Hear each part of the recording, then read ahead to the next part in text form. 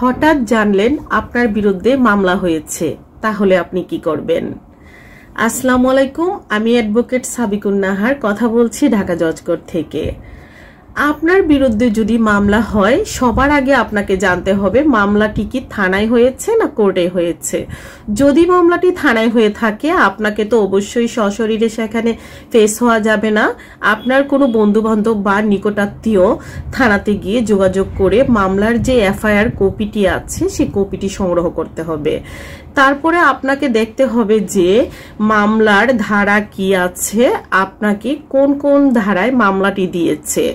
সেক্ষেত্রে যদি আপনি দেখেন যে ধারা খুবই ক্রিটিক্যাল, সেক্ষেত্রে আপনি বাংলাদেশ সুপ্রিম কোর্টের হাইকোর্ট ডিভিশন থেকে সেক্ষেত্রে একটি আইনজীবীর মাধ্যমে আপনি হাইকোর্টে আগাম জামিনের ব্যবস্থা করবেন।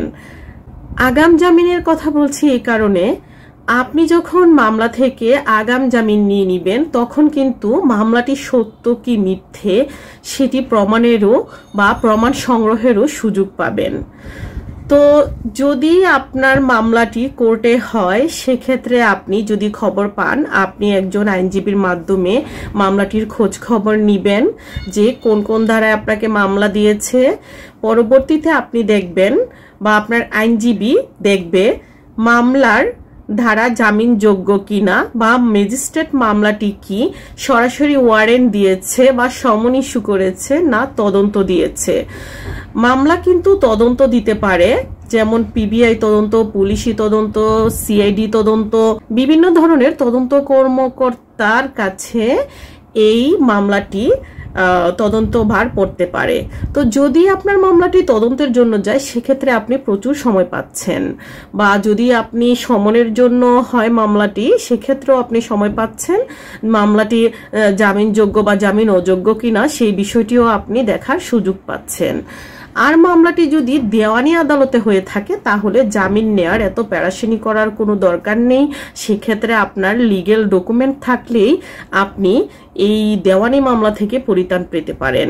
ওইখানে অ্যারেস্টের কোনো ঝামেলা নেই। যদি আপনার ম্যাজিস্ট্রেট কোর্টে ক্রিটিক্যাল মামলা হয়ে থাকে, সেক্ষেত্রে ম্যাজিস্ট্রেট জামিন দিবে কি দিবে না সেটা একান্তই ম্যাজিস্ট্রেটের উপর ডিপেন্ড করবে। আমি একজন আইনজীবী হিসাবে চেষ্টা করেছি আপনাদেরকে সচেতন করার জন্য। চেষ্টা করতে হবে মামলা মোকদ্দমার বহির্ভূত হয়ে থাকার জন্য। মামলা মোকদ্দমা কখনোই কাম্য না। সবাই সচেতনতার সাথে পথ চলুন, এই কামনা করি। আর এই ভিডিওটি বেশি বেশি শেয়ার করে সবাইকে জানার সুযোগ করে দিন হঠাৎ আপনার বিরুদ্ধে মামলা হলে আপনার পক্ষে করণীয় কি। ধন্যবাদ, ভালো থাকবেন। আসসালামু আলাইকুম।